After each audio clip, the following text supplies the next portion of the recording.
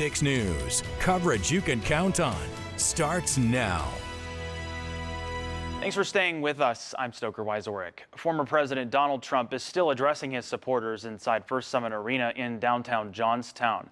He's been speaking since about 4:45. Let's take a live listen in. But this guy's a hero?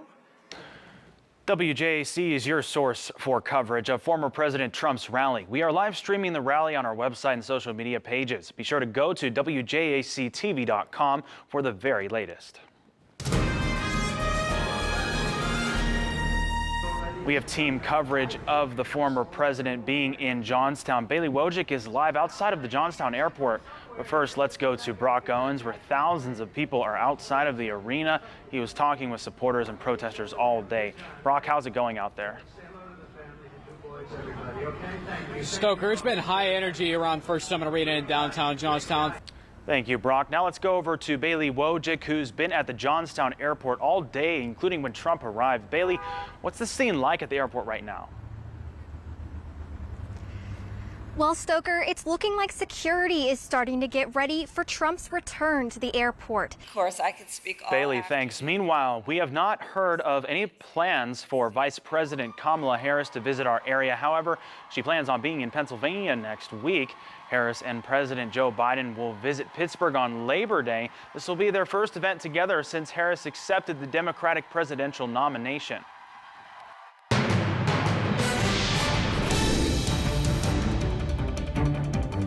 Calm for now, Tony. Here's some storms could be on the way. What are you seeing? Stoker, tomorrow is a weather-worn day.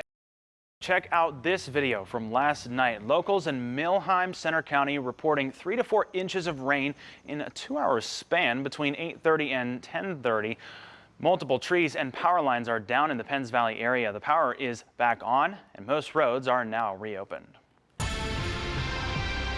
The man killed on Wednesday in a fiery crash on Interstate 80 in West Jefferson County has been identified.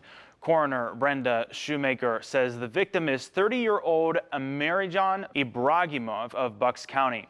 He was pronounced dead just before 7:45 a.m. Authorities say he was the co-driver of a tractor trailer that was involved in a multiple vehicle crash, which happened just after 6 a.m. and was in the sleeper cabin of the truck when it caught fire. I-80 westbound was closed for an extended period of time between exit 97 and Route 219 Du Bois Brockway and exit 81. State police continue to investigate the crash. Multiple people are injured in Blair County after a multi-vehicle crash on Interstate 99 near Plank Road this morning, according to emergency officials. They say the crash happened around 11 a.m. and involved at least 4 vehicles. Those injured people were taken to a local hospital, and it is unknown at this time the exact number of people injured. Officials say PennDOT is still in the area helping with traffic control. State police are investigating the crash. Up next, the verdict is out for a former State College psychologist who was accused of repeatedly raping a child. We'll tell you what the court decided. Plus, we'll tell you what the travel outlook is looking like for Labor Day weekend.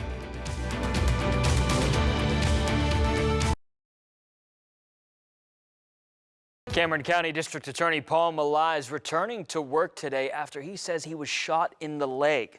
He sat down with our Stoker Wieczorek to tell his side of this dramatic situation. This is where Cameron County District Attorney Paul Malai says he was attacked and shot by one of his client's sisters. He says he is more than grateful to still be living. Had the bullet gone in 2 inches over, it had been in the bone, and 3 inches over, it had been my femoral artery. I am the luckiest man alive.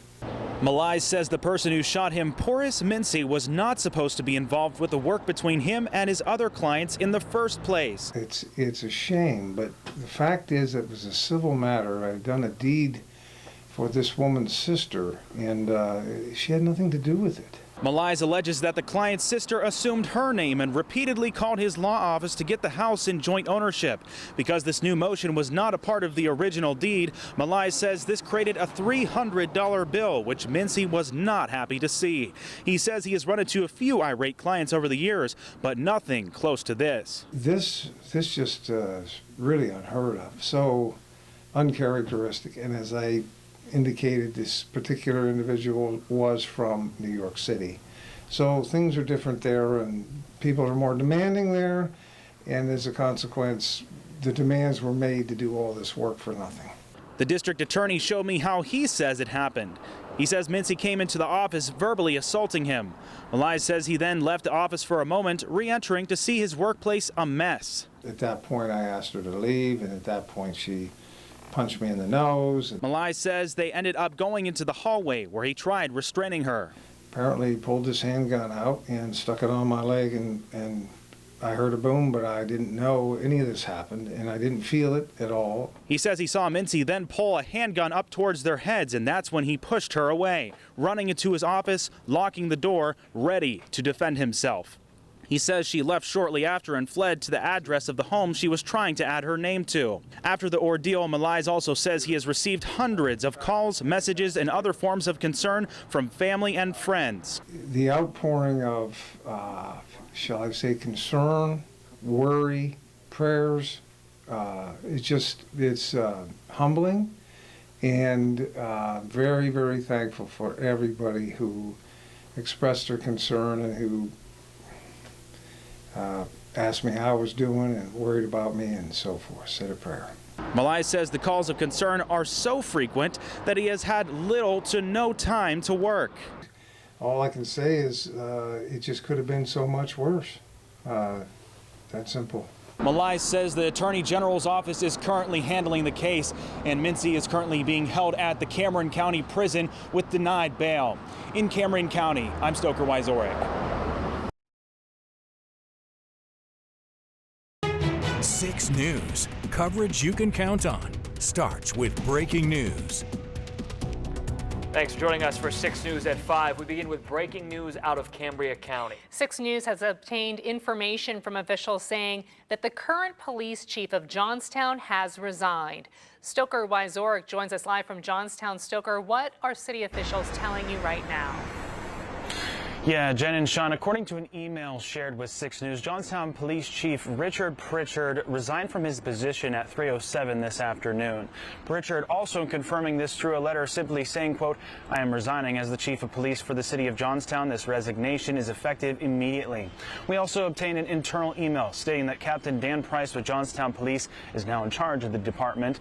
The Johnstown City Solicitor Dave Andrews also confirming Pritchard's resignation, saying resignation happened today effective immediately. City manager accepted the resignation and that Captain Price is the captain in charge of the police force. A reported email about the resignation of the current police chief. I didn't know if you had any comment on it. Now, obviously personnel matter, so, I'll defer everything to legal counsel, but since it is a personnel matter, we won't talk about that, publicly.